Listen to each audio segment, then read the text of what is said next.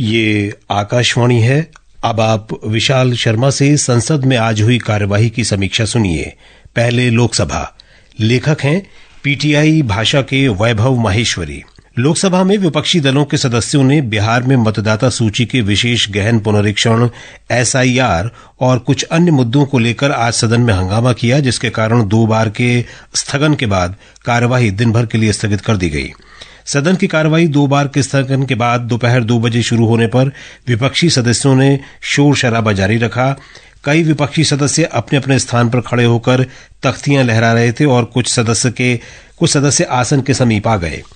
हंगामे के बीच पीठासीन सभापति कृष्णा प्रसाद तेन्नेटी ने विपक्षी सदस्यों से अपनी सीटों पर जाकर बैठने का आग्रह करते हुए कहा कि सदन में आज गोवा के आदिवासी समुदाय से संबंधित महत्वपूर्ण विधेयक पर चर्चा होनी है। लोकसभा की आज की कार्यसूची में गोवा राज्य विधानसभा के निर्वाचन क्षेत्रों में अनुसूचित जनजातियों के प्रतिनिधित्व का समायोजन विधेयक 2024 सूचीबद्ध था। उन्होंने कहा कि पिछले 2 दिन में हमने बेशकीमती समय गंवाया है। विधेयक पर चर्चा होने दें। आप इस तरह तख्तियां नहीं लहरा सकते। उन्होंने कहा कि बार बार अनुरोध के बावजूद ऐसा लगता है कि विपक्षी सदस्य गोवा के ST अनुसूचित जनजाति समुदाय पर कोई चर्चा नहीं चाहते। ये बहुत दुर्भाग्यपूर्ण है। इसके साथ ही उन्होंने सदन की कार्यवाही कल तक के लिए स्थगित कर दी। इससे पहले मानसून सत्र के तीसरे दिन पूर्वाह्न 11 बजे निचले सदन की कार्यवाही आरंभ होते ही विपक्षी दलों के सदस्य हंगामा करने लगे। विपक्षी सांसदों ने आसन के निकट पहुंचकर नारेबाजी की और तख्तियां लहराईं। उन्होंने बिहार में SIR की कवायद, पहलगाम आतंकी हमले, ऑपरेशन सिंदूर को रोकने और अमेरिकी राष्ट्रपति डोनाल्ड ट्रंप के मध्यस्थता संबंधी दावों समेत कुछ विषयों पर चर्चा की मांग करते हुए हंगामा किया। सदन में शोर शराबे के बीच ही रेल मंत्री अश्विनी वैष्णव ने प्रश्नकाल के दौरान कुछ पूरक प्रश्नों के उत्तर दिए। लोकसभा अध्यक्ष ओम बिरला ने विपक्षी सदस्यों से अपने स्थान पर जाने और सदन चलने देने की अपील की। उन्होंने विपक्षी सदस्यों से कहा कि संसद और संसद परिसर के अंदर आपका व्यवहार, आचरण और कार्यपद्धति मर्यादित होनी चाहिए। देश की जनता ने आप लोगों को अपनी आवाज, जनता की कठिनाई, चुनौतियां, देश से जुड़े मुद्दों और नीतियों पर चर्चा के लिए भेजा है। लोकसभा अध्यक्ष ओम बिरला ने विपक्षी सदस्यों से कहा कि संसद लोकतंत्र की सर्वोच्च संस्था है। आपसे मेरा आग्रह है कि संसद और संसद परिसर के अंदर आपका व्यवहार, आचरण और कार्यपद्धति मर्यादित होनी चाहिए। उन्होंने कहा कि आप सड़कों पर आचरण व्यवहार संसद में कर रहे हैं। देश ये देख रहा है। आप जिन राजनीतिक दलों से हैं उनके नेताओं से भी कहना चाहता हूं कि देश उनके सदस्यों के आचरण और कार्यपद्धति को देख रहा है। लोकसभा अध्यक्ष ने कहा कि आप माननीय हो और माननीय जैसा व्यवहार करो। उन्होंने ये चेतावनी दी कि मुझे सदन में तख्तियां लेकर आने वाले सांसदों पर निर्णायक कार्रवाई करनी पड़ेगी। हंगामा नहीं थमने पर उन्होंने करीब 11:10 पर सदन की कार्यवाही दोपहर 12 बजे तक के लिए स्थगित कर दी। दोपहर 12 बजे सदन की बैठक पुनः शुरू हुई तो पीठासीन सभापति संध्या राय ने आवश्यक कागजात सदन में प्रस्तुत कराए। इस बीच विपक्षी दलों के सदस्य आसन के समीप आकर नारेबाजी करने लगे। पीठासीन सभापति संध्या राय ने नारेबाजी कर रहे सदस्यों से अपने स्थान पर जाने और सदन की कार्यवाही चलने देने का आग्रह करते हुए कहा कि आप सभी बहुत वरिष्ठ सदस्य हैं, सदन की गरिमा मर्यादा को समझते हैं और विपक्ष की भूमिका जानते हैं। उन्होंने प्रश्नकाल में हुए व्यवधान का उल्लेख करते हुए कहा कि आज लगातार तीसरे दिन शोर शराबे के कारण रेलवे जैसे महत्वपूर्ण विषयों पर प्रश्न नहीं पूछे जा सके। राय ने कहा कि पूरा देश आपको देख रहा है, सरकार आपके उठाए गए विषयों पर चर्चा चाहती है। हंगामे के बीच ही खेल मंत्री मनसुख मांडविया ने राष्ट्रीय खेल शासन विधेयक 2025 और राष्ट्रीय डोपिंग रोधी संशोधन विधेयक 2025 सदन में पेश किए। शोर शराबा समाप्त नहीं होने पर पीठासीन सभापति ने बैठक 2 बजे तक स्थगित कर दी थी। मनसुख मांडविया ने खेल से संबंधित 2 महत्वपूर्ण विधेयक सदन में पेश किए। उन्होंने भारतीय क्रिकेट कंट्रोल बोर्ड BCCI समेत राष्ट्रीय खेल संघों के कामकाज पर निगरानी रखने और उनके लिए नियम बनाने के लिए एक बोर्ड के गठन के प्रावधान वाला राष्ट्रीय खेल शासन विधेयक 2025 सदन में पेश किया। इसमें पारदर्शिता के लिए एक राष्ट्रीय खेल बोर्ड के गठन का प्रावधान है। सभी NSF को केंद्र सरकार से वित्त पोषण प्राप्त करने के लिए राष्ट्रीय खेल बोर्ड NSB की मान्यता प्राप्त करनी होगी।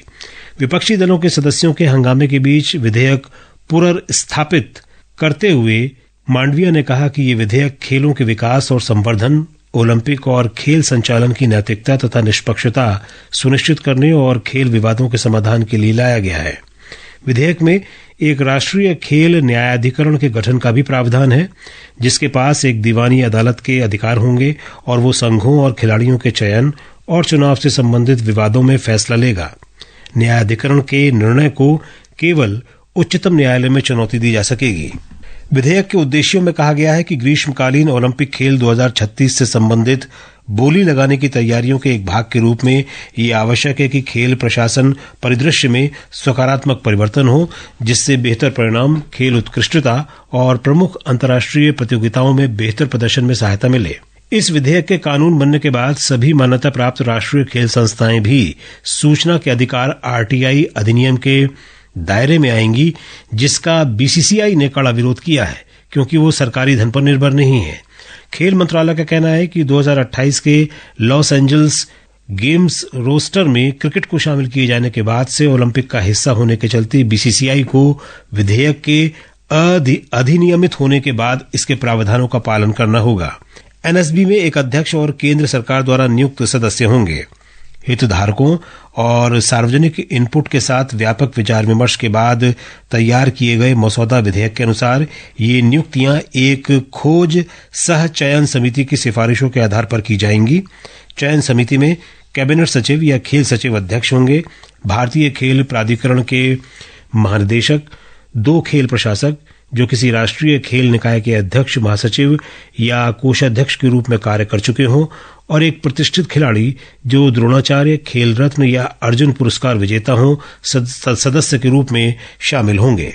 विधेयक के उद्देश्यों में कहा गया है कि खेल निकायों के प्रशासन में सुधार लाने, खेलों में बेहतर परिणाम प्राप्त करने तथा खेल महासंघों से जुड़े विवादों और मुकदमों को कम करने के लिए एक व्यापक कानून की आवश्यकता महसूस की जा रही है।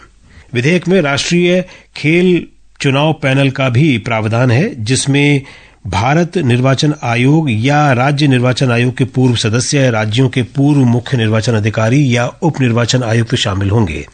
खेल मंत्री मनसुख मांडविया ने राष्ट्रीय डोपिंग रोधी संशोधन विधेयक 2025 भी निचले सदन में पेश किया। उक्त विधेयक में राष्ट्रीय डोपिंग रोधी अधिनियम 2022 में विश्व डोपिंग रोधी एजेंसी वाडा के सुझावों के मुताबिक संशोधन शामिल किए गए हैं। ये विधेयक मूल रूप से 2022 में पारित किया गया था, लेकिन विश्व डोपिंग रोधी एजेंसी वाडा की आपत्तियों के कारण इसके कार्यान्वयन को रोकना पड़ा था। विश्व संस्था ने खेलों में एक राष्ट्रीय डोपिंग रोधी बोर्ड के गठन पर आपत्ति जताई थी, जिसे डोपिंग रोधी नियमों के लिए सरकार को सिफारिश देने के अधिकार प्रदान करने का प्रस्ताव था। बोर्ड में एक अध्यक्ष और केंद्र सरकार द्वारा नियुक्त 2 सदस्यों के शामिल होने का प्रस्ताव था और इसे राष्ट्रीय डोपिंग रोधी एजेंसी नाडा पर निगरानी रखने और इसे निर्देश देने का भी प्रावधान प्रस्तावित किया गया था। वाडा ने इसे एक स्वायत्त निकाय में सरकार का हस्तक्षेप करार देते हुए खारिज कर दिया था। संशोधित विधेयक में बोर्ड के प्रावधान को रखा गया है, लेकिन उसे नाडा पर निगरानी रखने या परामर्श देने का अधिकार नहीं होगा। सदन में आज राष्ट्रीय जनतांत्रिक गठबंधन के प्रमुख घटक जनता दल यूनाइटेड के सांसद गिरिधारी यादव ने दावा किया कि पिछले 11 वर्षों में बिहार को एक भी नई ट्रेन नहीं मिली, जबकि केंद्र में राजग की सरकार लाने में इस प्रदेश की बड़ी भूमिका है। इस पर रेल मंत्री अश्विनी वैष्णव ने कहा कि मोदी सरकार ने बिहार के लिए 5 नई अमृत भारत रेलगाड़ियां चलाई हैं। बिहार के बांका से लोकसभा सदस्य यादव ने सदन में प्रश्नकाल के दौरान पूरक प्रश्न पूछते हुए कहा कि केंद्र में राजग सरकार लाने में बिहार की बड़ी भूमिका है। क्या रेल मंत्री बताएंगे कि उन्होंने पिछले 11 साल में पटना से दिल्ली और पटना से बेंगलुरु के बीच कोई ट्रेन शुरू की है? इसके जवाब में रेल मंत्री ने कहा कि केंद्र सरकार ने 5 अमृत भारत ट्रेन शुरू की हैं। इस ओर प्रधानमंत्री जी का विशेष ध्यान है। अमृत भारत एक ऐसी ट्रेन है जो गरीब से गरीब वर्ग को भी अच्छी सुविधाएं उपलब्ध कराती है। वैष्णव ने कहा कि बिहार में 11 वर्ष पहले सिर्फ 1132 करोड़ रुपए का आवंटन रेल परियोजनाओं के लिए होता था, लेकिन प्रधानमंत्री नरेंद्र मोदी ने बिहार के लिए रेलवे के बजट को बढ़ाकर 10,000 करोड़ रुपए किया है। अब सुनिए राज्यसभा में हुई कार्यवाही की समीक्षा। लेखक हैं वरिष्ठ पत्रकार शिशिर सोनी। राज्यसभा में भी आज विपक्ष के भारी विरोध और नारेबाजी के कारण कार्यवाही फिर पूरी तरह ठप रही। बिहार में SIR, ऑपरेशन सिंदूर और अन्य मुद्दों पर चर्चा की मांग ने सदन को स्थगन की ओर धकेल दिया। सरकार और विपक्ष के बीच तनाव के कारण महत्वपूर्ण विधेयकों पर चर्चा नहीं हो सकी। ग्रामीण एवं पंचायती राज मंत्रालय की संसदीय स्थायी समिति की रिपोर्ट सदन पटल पर रखी गई। रिहैबिलिटेशन काउंसिल ऑफ इंडिया में चुनाव के लिए संसदीय विधान के तहत प्रस्ताव रखा गया और विपक्ष के हंगामे के बीच ही उपसभापति हरिवंश ने लोकसभा से पहले ही पारित पोत पत्तन और जलमार्ग मंत्री सर्बानंद सोनोवाल से 2 विधेयक राज्यसभा से पारित की मंजूरी के लिए पटल पर रखवाने में सफलता पाई। राज्यसभा की कार्रवाई आज हंगामे और स्थगन के नाम रही। विपक्षी सांसदों की नारेबाजी और विभिन्न मुद्दों पर चर्चा की मांग के कारण सदन की कार्रवाई बार बार बाधित हुई। उपसभापति हरिवंश की अध्यक्षता में सदन की कार्रवाई शुरू हुई, लेकिन विपक्ष अपनी मांगों पर अड़ा रहा। बिहार में मतदाता विशेष पुनरीक्षण अभियान के विरोध में डटा रहा। विपक्षी विरोध और हंगामे के बीच उपसभापति ने वरिष्ठतम नेताओं में शुमार वाइको को 0 ओवर में तमिलनाडु के मछुआरों की परेशानी उठाने का मौका दिया। उपसभापति ने हंगामा कर रहे विपक्षी सांसदों से अपील की कि कल वाइको का कार्यकाल खत्म हो रहा है और उन्हें राज्यसभा में उनके कार्यकाल के आखिरी दिन महत्वपूर्ण सवाल उठाने दीजिए। लेकिन जैसे ही वाइको ने अपनी बात खत्म की, वेल में विपक्षी सांसदों की नारेबाजी इतनी तेज थी कि सदन की कार्रवाई शुरू होने के कुछ ही मिनटों में दोपहर 12 बजे तक के लिए स्थगन की घोषणा उपसभापति हरिवंश ने कर दी। सदन की कार्रवाई 12 बजे दोबारा शुरू हुई, मगर स्थिति नहीं सुधरी और सदन को दोपहर 2 बजे और अंततः पूरे दिन के लिए स्थगित करना पड़ा। विपक्षी सांसदों ने बिहार में मतदाता सूची के विशेष गहन पुनरीक्षण को लेकर जोरदार विरोध प्रदर्शन किया। उनका आरोप था कि ये प्रक्रिया आगामी विधानसभा चुनावों से पहले मतदाताओं, विशेष रूप से आदिवासियों, दलितों, पिछड़े वर्गों और मुसलमानों के मताधिकार को प्रभावित करने की साजिश है। कांग्रेस सांसद इमरान मसूद ने कहा, एसआईआर के जरिए कुछ खास समुदायों को वोटिंग अधिकारों से वंचित करने की कोशिश की जा रही है। इसके अलावा विपक्ष ने पहलगाम आतंकी हमले और ऑपरेशन सिंदूर पर तत्काल चर्चा की मांग की। राज्यसभा में ऑपरेशन सिंदूर पर विस्तृत चर्चा के लिए समय बढ़ाने पर सहमति बनी। पहले इस मुद्दे पर 9 घंटे की चर्चा प्रस्तावित थी, लेकिन अब इसे बढ़ाकर 16 घंटे कर दिया गया है। ये चर्चा सत्ता पक्ष और विपक्ष की सहमति से तय की गई। राज्यसभा में ऑपरेशन सिंदूर पर चर्चा 29 जुलाई को तय की गई है। सदन की कार्रवाई शुरू होने के बाद तय परिपाटी के अनुसार राज्यसभा में उपसभापति हरिवंश ने बताया कि उन्होंने नियम 267 के तहत 25 नोटिस प्राप्त किए, जिनमें बिहार में एसआईआर, दिल्ली में झुग्गी झोपड़ी तोड़े जाने, बंगाली प्रवासी मजदूरों के साथ भेदभाव और हवाई सुरक्षा से संबंधित मुद्दों पर चर्चा की मांग शामिल है। इस मांग में कांग्रेस, सपा, राजद और आम आदमी पार्टी के सांसदों का नाम शुमार था, लेकिन उपसभापति ने नियम का हवाला देते हुए 267 के तहत चर्चा को अस्वीकार कर दिया। इसके बाद विपक्षी सांसद सदन के वेल में आकर नारेबाजी करने लगे। उपसभापति हरिवंश ने वरिष्ठ नेता भुवनेश्वर कलिता को उपसभापतियों के पैनल में शामिल करने की घोषणा की। दोपहर 2 बजे से राज्यसभा की कार्रवाई नवनियुक्त उपसभापति भुवनेश्वर कलिता ने संचालित की। उन्होंने एआईएडीएम के संसदीय दल के नेता डॉक्टर एम तंबीदुरई को जनहित के मामले उठाने का मौका दिया, लेकिन उनके पास उनकी ही माइक से तृणमूल कांग्रेस की सांसद डोला सेन ने जोर जोर से नारे लगाने शुरू कर दिए, जिसे भुवनेश्वर कलिता ने सदन की कार्रवाई दिन भर के लिए स्थगित करते हुए एआईएडीएमके के नेता थंबीदुरई से कहा कि आप अपनी बात कल विस्तार से रख सकते हैं। विपक्षी नेता और कांग्रेस अध्यक्ष मल्लिकार्जुन खड़गे ने पूर्व उपराष्ट्रपति और राज्यसभा सभापति जगदीप धनखड़ के इस्तीफे को लेकर सवाल उठाए। खड़गे ने कहा कि सरकार को जवाब देना चाहिए कि धनखड़ ने इस्तीफा क्यों दिया। राज्यसभा की कार्रवाई आज तीसरे दिन भी लगातार दिन भर बाधित रही और कोई महत्वपूर्ण विधायी कार्य या नीतिगत चर्चा नहीं हो सकी। उपसभापति हरिवंश और नवनियुक्त उपसभापति भुवनेश्वर कलिता ने बार बार विपक्षी सांसदों से शांतिपूर्ण ढंग से कार्रवाई चलाने की अपील की, लेकिन भारी हंगामे, नारेबाजी और वेल के अंदर विरोध प्रदर्शन के कारण उच्च सदन की कार्रवाई को दिन भर के लिए स्थगित करना पड़ा। राज्यसभा की कार्रवाई अब कल सुबह 11 बजे फिर से शुरू होगी। अभी आप संसद में हुई आज की कार्यवाही की समीक्षा सुन रहे थे।